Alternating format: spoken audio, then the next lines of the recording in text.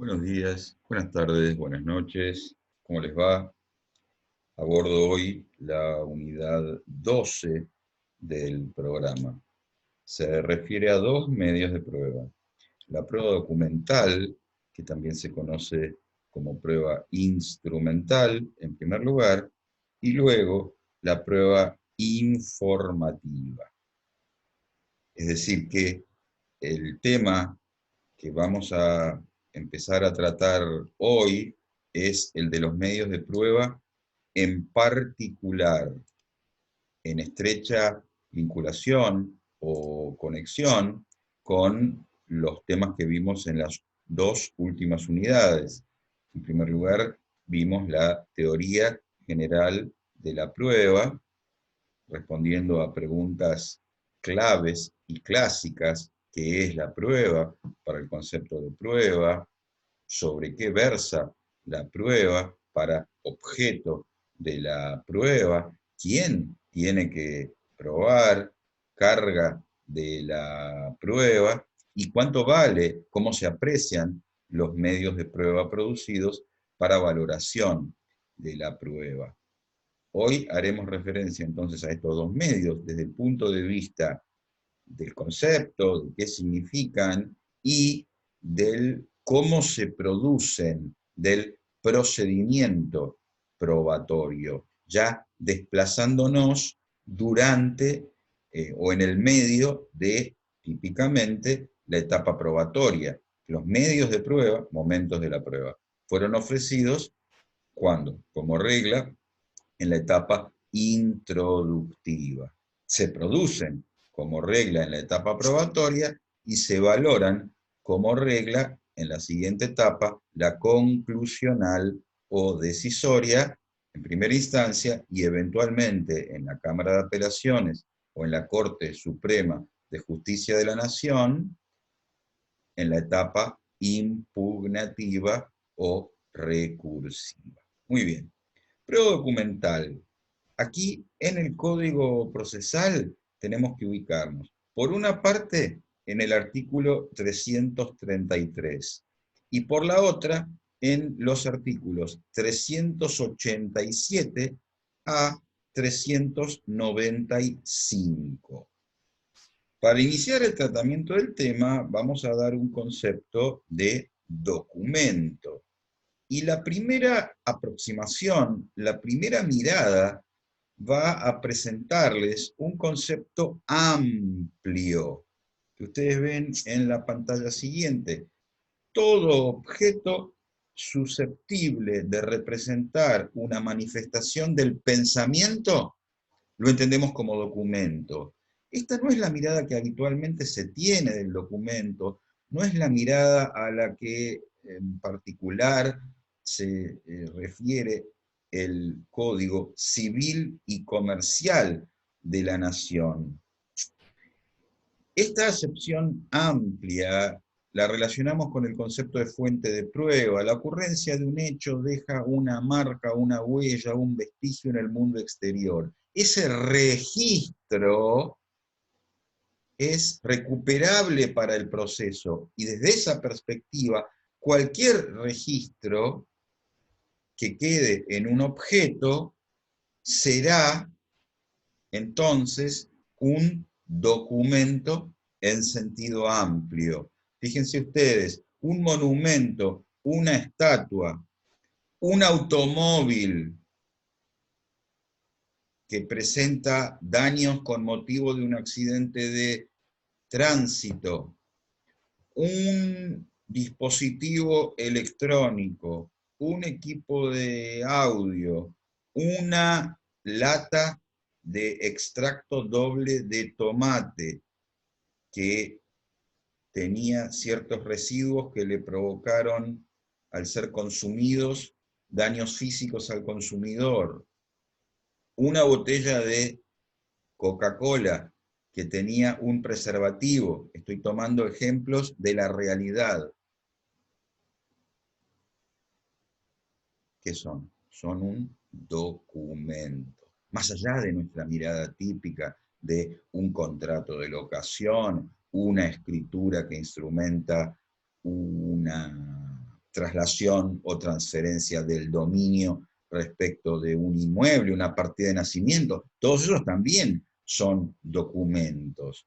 Pero en sentido amplio, los que mencioné en primer lugar, también vamos a incluirlos en esta categoría. ¿Para qué sirven los documentos? Tienen distintas finalidades en el proceso. Sirven para acreditar la legitimación sustancial, la calidad de hijo del fallecido en el accidente de tránsito, que le permitirá contar con legitimación activa para reclamar una indemnización por el fallecimiento del padre, o los documentos también sirven para acreditar la personería, el poder general judicial, el poder especial judicial, ver artículos 46 y 47 del Código Procesal, o bien, ya típicamente en relación con la prueba, para acreditar, sirven los documentos, las afirmaciones vertidas por las partes en la etapa introductiva. Entonces tienen distintas finalidades, siempre van a ser probatorias de distintos, o servir para demostrar o acreditar distintos extremos en el campo del proceso. Y relacionando también con la clase de teoría general de la prueba, vamos a decir que los documentos en algunas ocasiones funcionan solo como fuente de prueba, pero en otras ocasiones funcionan al mismo tiempo como fuente y como medio de prueba. ¿Por qué? Porque si se trata de un proceso de mala praxis médica, y entre los documentos que acompaña el actor incluye radiografías, incluye tomografías computadas, antes del proceso, esas piezas eran una fuente de prueba, preexistían al proceso y registraron un determinado hecho y tal vez nunca se incorporen a un proceso. Son independientes. Ahora bien, cuando en la oportunidad prevista por el artículo 333 del Código Procesal, que repetiré en unos momentos, esos documentos son incorporados al proceso, funcionan al mismo tiempo como medio de prueba, fuente de prueba y medio de prueba. Puede ocurrir que el medio de prueba, supongan ustedes, que la fuente, que el documento, sea fuente y medio al mismo tiempo, y doy otro ejemplo, un balance de una sociedad comercial, se incorpora al proceso como fuente, la fuente, a través del medio, y el juez lo lee en el momento de apreciar la prueba, y para determinar el resultado de ese balance, no necesita ningún medio de prueba complementario.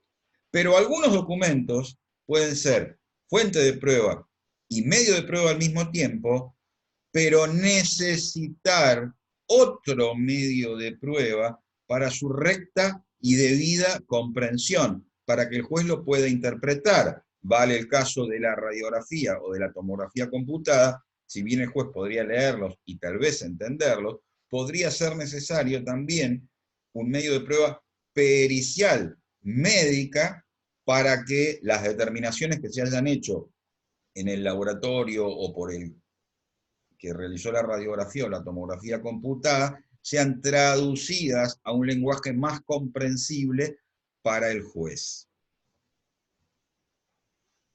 A esta altura no podemos dejar de hacer referencia al concepto de documento electrónico. Y aquí tenemos que ubicarnos también, ya no solo en el Código Procesal Civil y Comercial de la Nación, sino en el Código Civil y Comercial de la Nación, en el que solemos llamar Código de Fondo.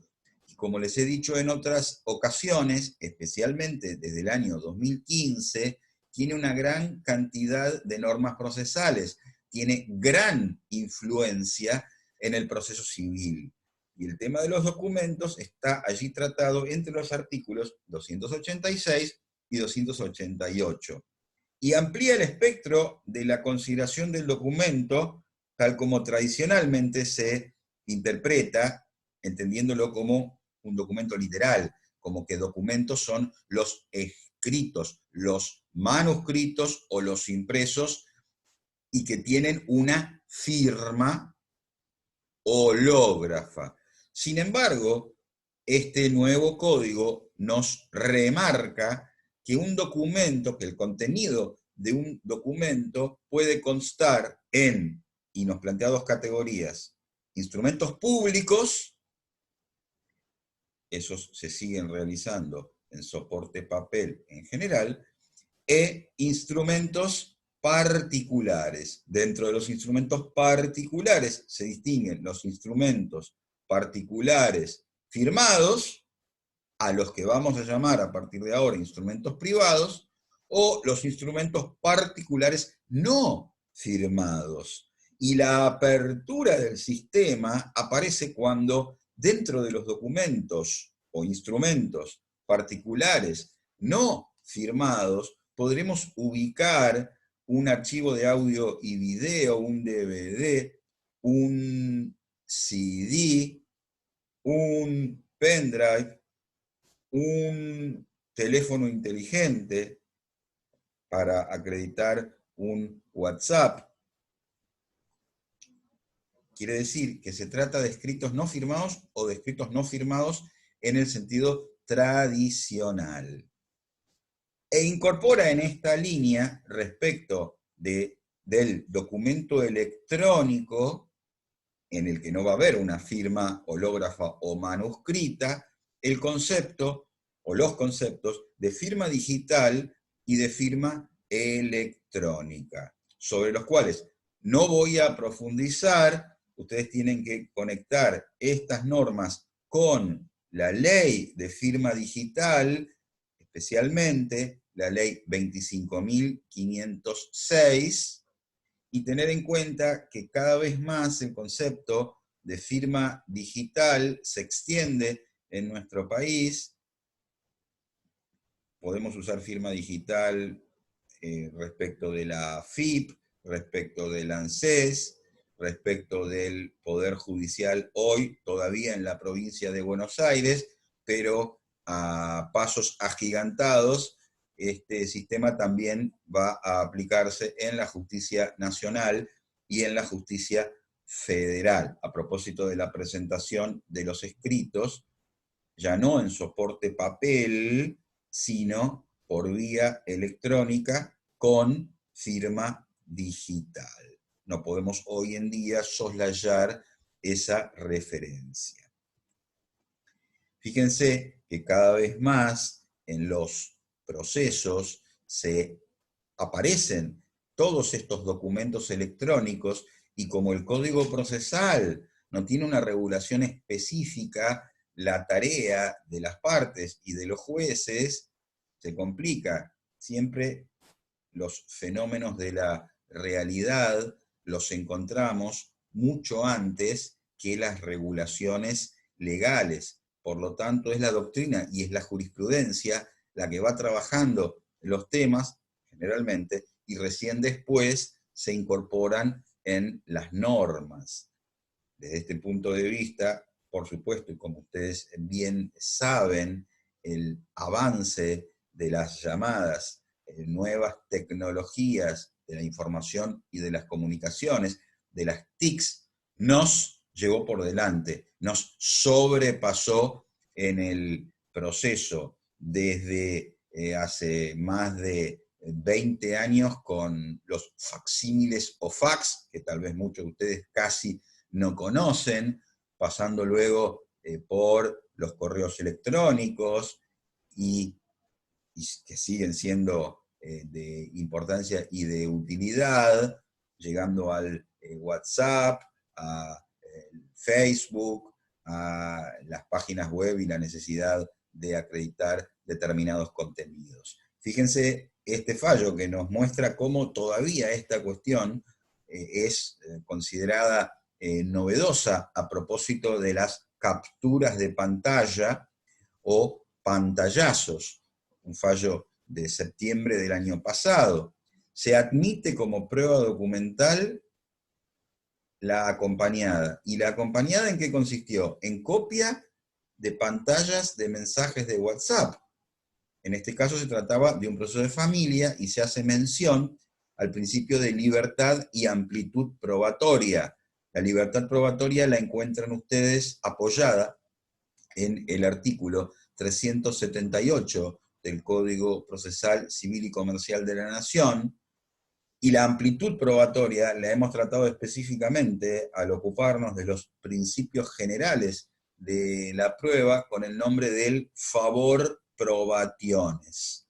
Y entonces en esta sentencia se dijo que esos principios permiten sortear la rigidez propia de los sistemas jurídicos en busca de la verdad, de la satisfacción plena de los derechos.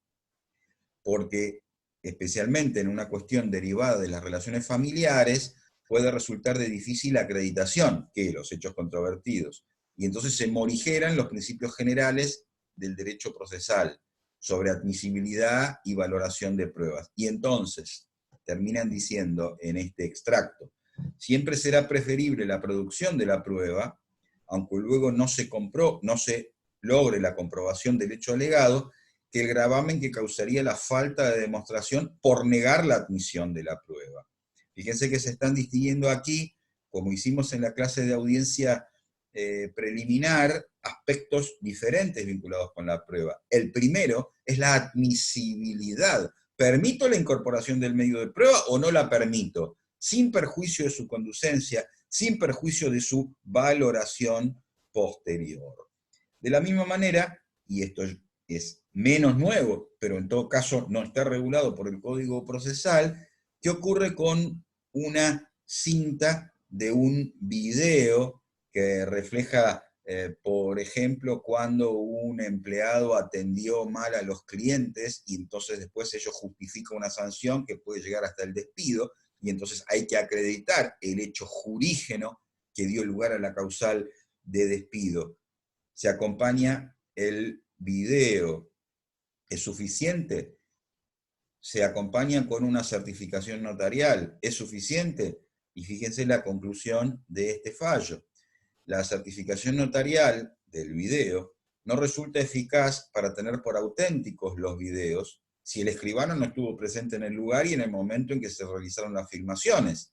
No verificó que la grabación se realizara en su presencia, ni tampoco procedió a sellar las cintas utilizadas, con lo cual está diciendo al litigante: usted debió haber acompañado la cinta de video, fuente de prueba y medio de prueba, pero debió haber agregado de manera complementaria otro medio de prueba, por ejemplo la prueba pericial para acreditar que no hubo alteraciones, por ejemplo una prueba testimonial de otro compañero que hubiese estado presente en ese acto para reforzar la credibilidad acerca de los hechos controvertidos en este ejemplo que les doy de un despido.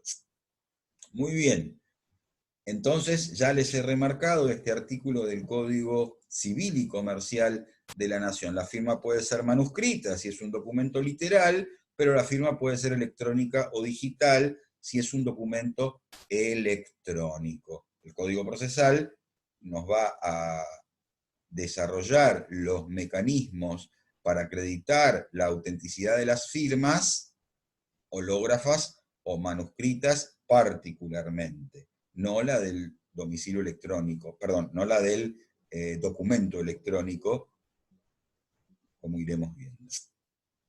Aquí les planteo una clasificación de los documentos, siguiendo a Falcón, distinguiendo en primer lugar en dos grandes categorías: los escritos literales de los no escritos no literales.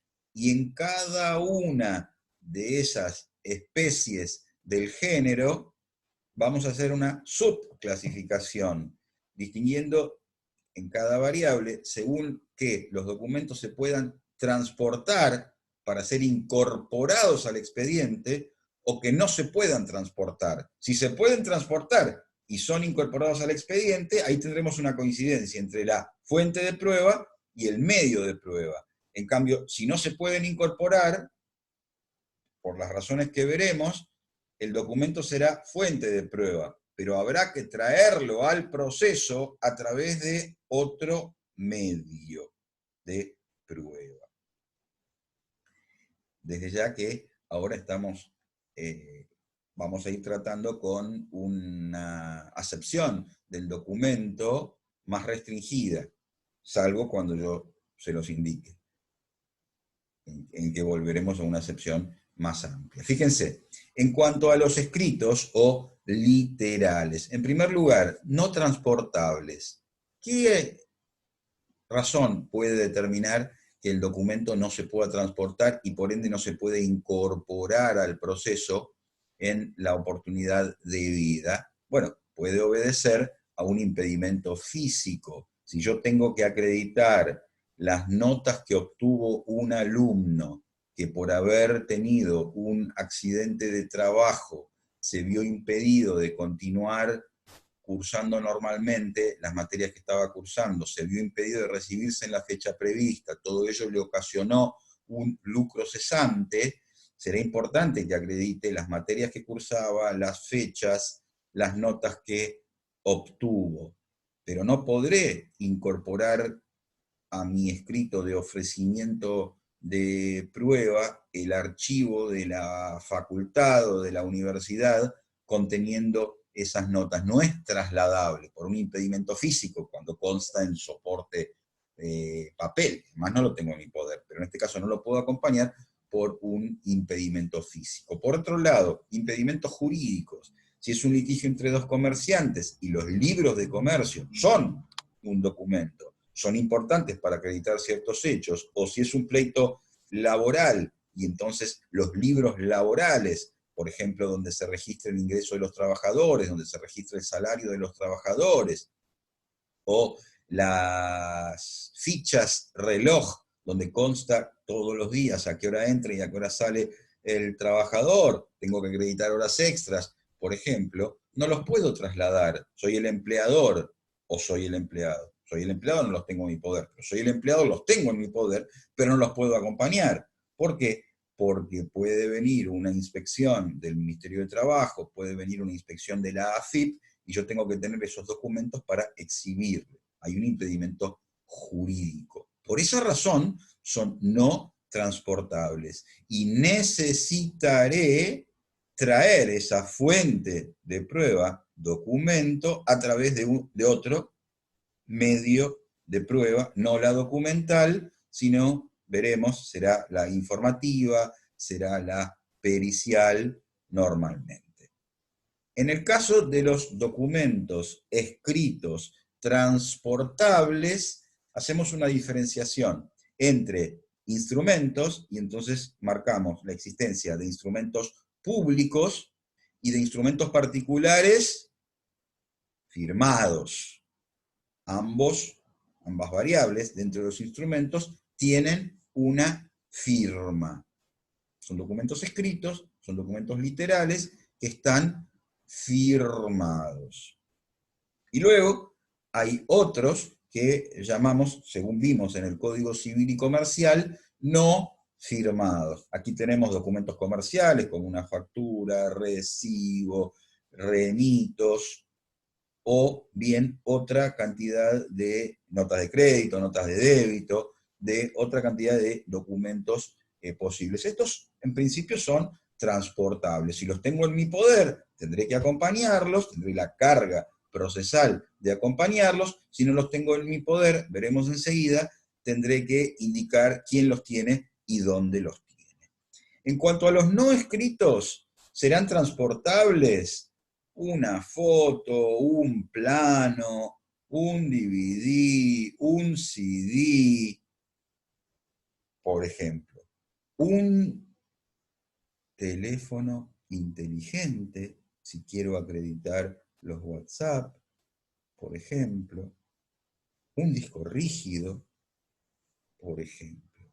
Todos estos casos son documentos transportables, pero para extraer de la fuente la información no alcanza como medio de prueba incorporar el documento, ya ahora en un sentido más amplio, al proceso, sino que será menester una prueba complementaria, una prueba pericial informática, por ejemplo. Y luego, en cuanto a los no transportables, y vuelvo a la concepción amplia del documento, vamos a encontrar un monumento o una montaña, si resultara de allí el hecho afirmado, controvertido y conducente a probar, desde ya que no lo podré acompañar, necesitaré un medio de prueba como podría ser una prueba pericial, como podría ser el reconocimiento judicial según el caso, y otros son no transportables por un impedimento jurídico, además de eventualmente físico, si se estuviera discutiendo los límites entre un terreno y otro, la demarcación entre un terreno y otro, un mojón, una frontera, por razones jurídicas no es posible incorporarlo al proceso. Hasta aquí la presentación teórica del tema en base al Código Civil y Comercial de la Nación, en base al Código Procesal y en base a la doctrina. Vamos ahora a entrar a considerar cuál es el procedimiento probatorio. Yo tengo que distinguir ahora otra vez los momentos de ofrecimiento, producción y valoración de la prueba. Y tengo que preguntarme, en primer lugar, respecto de los documentos, sean escritos o sean no escritos, pienso en un contrato de locación, en una escritura traslativa de dominio, en un contrato de compraventa de mercaderías, en un contrato de distribución, en un contrato de franquicia. En todos estos ejemplos estoy hablando de contratos bilaterales. Pienso también en una carta o en una carta misiva en soporte papel, porque todavía en reducidos casos se siguen utilizando, en general la comunicación es por otras vías más modernas, pero se siguen utilizando las cartas, que sería un instrumento unilateralmente labrado. Podemos estar pensando en un testamento, que puede ser un instrumento público, según estudiarán ustedes en sus sesiones, cuando es un testamento por acto público, o puede ser un instrumento privado cuando se trata de un testamento hológrafo, esto es manuscrito por el causante, fechado y firmado por el causante. Bien, estos siguen siendo ejemplos, como una parte de nacimiento, como una partida de defunción, como una partida de matrimonio. Entonces, ahora nos tenemos que preguntar, ¿cuál es la oportunidad para incorporar al proceso la prueba documental, los documentos? La oportunidad normal, regular, según el artículo 333 de nuestro Código Procesal, es en la etapa introductiva. ¿En qué actos? En la demanda, la contestación de la demanda, la reconvención y la contestación de la reconvención. Me estoy refiriendo a las dos variables que ven en la pantalla, tanto en relación con los documentos que se encuentran en poder de la oferente, la actora, la demandada, la reconveniente, la reconvenida, de la parte interesada, o bien en el caso de los documentos que no se hallan en poder de la parte, sino en poder de su contraria, de su contradictor, de su contraparte. En ese caso, claro, no tengo la fuente en mi poder, ergo el medio para incorporarla no es la agregación a los escritos mencionados de la etapa introductiva. Pero lo que tengo que hacer en esos actos procesales es identificar debidamente, con la mayor precisión y calidad posible, el documento en poder de la parte. Ahora recorro los artículos 387 a 389.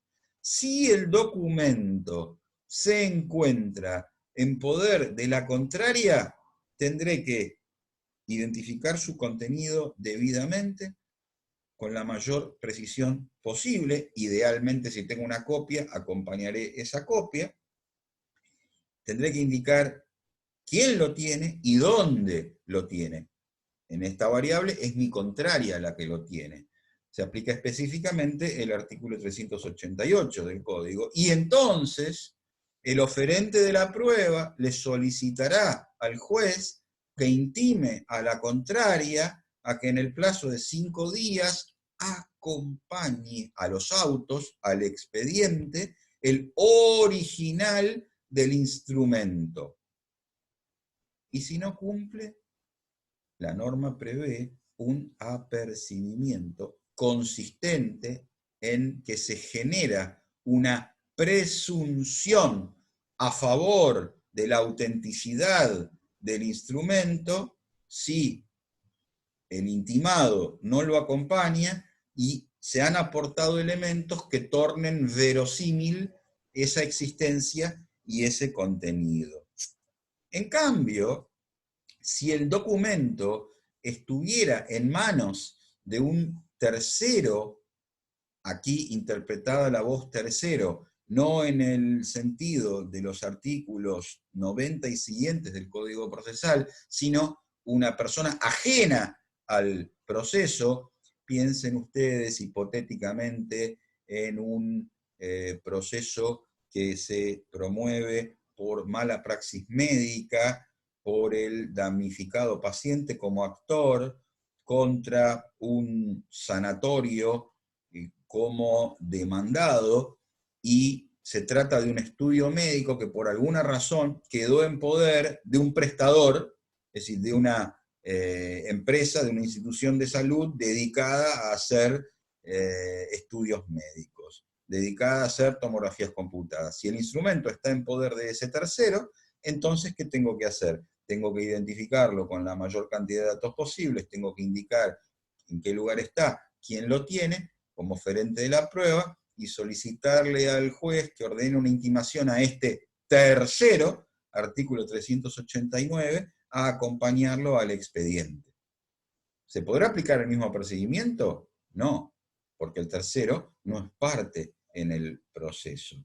Y aquí se le da la chance al tercero de oponerse a la agregación del instrumento requerido si se dan dos condiciones.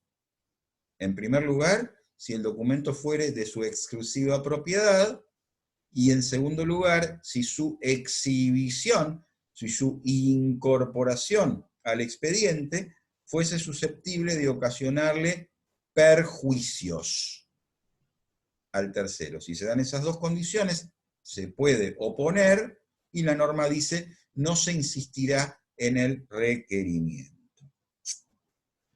Muy bien. Lo anterior se refiere a la oportunidad normal o inicial. Pero hay otra u otras oportunidades, voy a enunciar las principales. La otra oportunidad se refiere a los llamados documentos posteriores o desconocidos. Esto es, ¿tengo una nueva oportunidad para acompañar documentos? Sí, pero no cualquier documento. Los llamados documentos posteriores o desconocidos, a los que hace referencia el artículo 335 de nuestro código. ¿De qué hablo cuando hablo de documentos posteriores? Documentos que lleven fecha posterior a la oportunidad para incorporarlos en primera instancia, esto es demanda, contestación, reconvención y contestación. Esos son documentos posteriores. Y documentos desconocidos son aquellos que, si bien llevan una fecha anterior, el interesado afirma que no los conocía, y entonces afirma y acredita que no tenía este conocimiento, que no conocía esos documentos. Entonces tiene una nueva, una oportunidad, una segunda oportunidad. Pero esa oportunidad presenta un límite temporal. En primera instancia, los puedo acompañar hasta dentro del plazo de 5 días de dictada y notificada la resolución, que todavía no vimos, de llamado o llamamiento de autos para sentencia prevista por el artículo 484 del Código Procesal en el marco, en la primera parte de la etapa conclusional o decisoria. Y una tercera oportunidad para acompañar documentos posteriores o desconocidos se refiere a los que lleven una fecha posterior a la que recién mencioné, artículo 484 del Código Procesal. Y esos se podrán incorporar, si cumplen las características señaladas, en la etapa recursiva o impugnativa prevista por el artículo, específicamente en este punto, 260 de nuestro código. Bien, fíjense ustedes que el siguiente planteo, una vez que los documentos se incorporaron al proceso, es decir, el medio de prueba está agregado específicamente en relación con la prueba documental, requiere que nos preguntemos, ¿hace falta acreditar que el documento es auténtico? ¿Hace falta acreditar que la firma es auténtica? Sí, hace falta acreditarlo. Ahora bien, antes tenemos que preguntarnos, y vamos a dar un ejemplo, ¿quién tiene la carga de la prueba? ¿El que acompaña el instrumento? Y cuando lo acompaña, naturalmente está diciendo implícitamente, ¿es auténtico? ¿Es auténtica la firma? ¿O el que niega la firma? Depende. Y viene el ejemplo. El actor acompaña un instrumento público ahora. Y en el siguiente espacio diremos, el actor acompaña un instrumento privado. E ingreso al tratamiento específico, dentro de las categorías que presenté, de los instrumentos públicos. ¿Los instrumentos públicos cuáles son? Son aquellos, les recuerdo lo que han estudiado, deben haber estudiado en elementos de derecho civil. Los instrumentos públicos se caracterizan por la intervención de un oficial público, entiéndase un funcionario público, o de un notario, de un escribano público. Serán fechados por el escribano, serán firmados por el escribano, por las partes del acto, por las partes del instrumento, y lo relevante es que se consideran irrefragables, se presumen auténticos. Llevan una serie de formalidades que determina que se genere esa presunción, una presunción muy fuerte. ¿Puede destruirse esa presunción? Sí. ¿Por qué vía? Por la que en el Código Procesal vamos a denominar redargución de falsedad de instrumento público. El concepto también está en el Código Civil y Comercial de la Nación, pero no en la versión actual con este título. Ya no, como en el Código Civil, que no rige desde el 2015, ya no hablamos del concepto específico, redargución de falsedad, pero la idea está absolutamente consagrada. Entonces, para hacer caer la presunción de autenticidad de un instrumento público, es necesaria una resolución judicial, una sentencia que admita la redargución de falsedad del instrumento público. Ni siquiera el planteo lo torna inválido, lo torna falso. La sentencia que así lo declara. Ahora bien, no todas las partes del instrumento público, como muchas veces se cree, producen este efecto de que se presuma la autenticidad del instrumento público. Vamos a tener que hacer una distinción, pero desde ya aclaramos que la carga de la prueba acerca de la autenticidad de un instrumento público recae en los hombros, les pregunto, de quien lo aporta, el actor que acompaña una partida de nacimiento, o de la contraria, que niega la autenticidad de esa partida de nacimiento. Si el actor acompaña la partida de nacimiento en la demanda, el demandado tiene la carga procesal en la oportunidad del artículo 356, inciso primero, de expedirse acerca de la autenticidad de los instrumentos acompañados a la demanda. Si es un instrumento público y niega su autenticidad, ¿tiene que probar el actor o tiene que probar el demandado?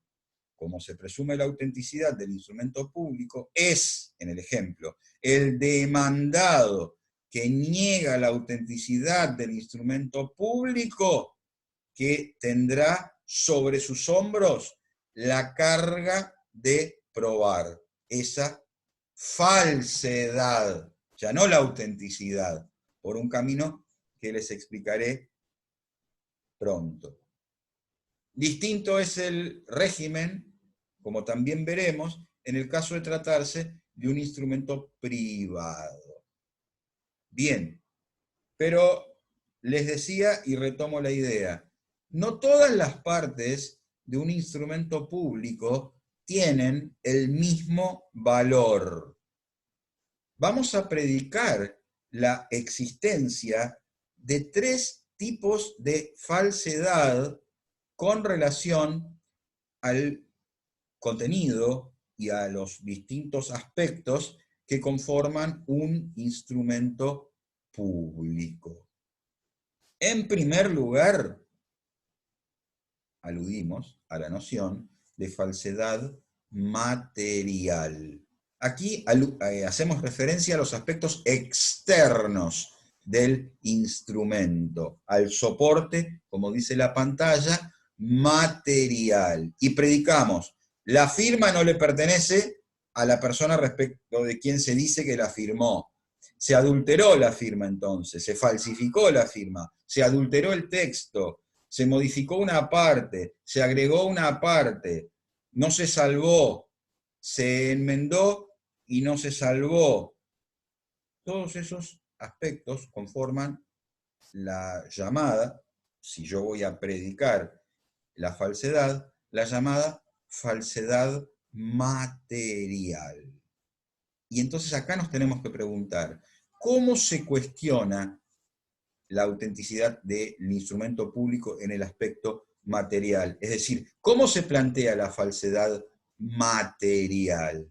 Descarto las alternativas que les presenté en segundo y en tercer lugar. La querella de falsificación, porque es una herramienta, pero desde la perspectiva del derecho penal y de un proceso penal.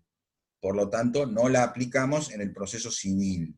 Y la que aparece en tercer lugar en la pantalla sería un proceso de conocimiento autónomo para plantear la falsedad de un instrumento público. Es una herramienta, pero no la usamos dentro del proceso. Si nosotros queremos plantear, como es lo usual y lo conveniente desde la mirada que estoy compartiendo con ustedes, la falsedad de un instrumento público presentado por mi contraria en el expediente, lo tengo que hacer por vía del llamado incidente de redargución de falsedad de instrumento público previsto por el artículo 395 del Código Procesal Civil y Comercial de la Nación. Hacemos un pequeño descanso y retomamos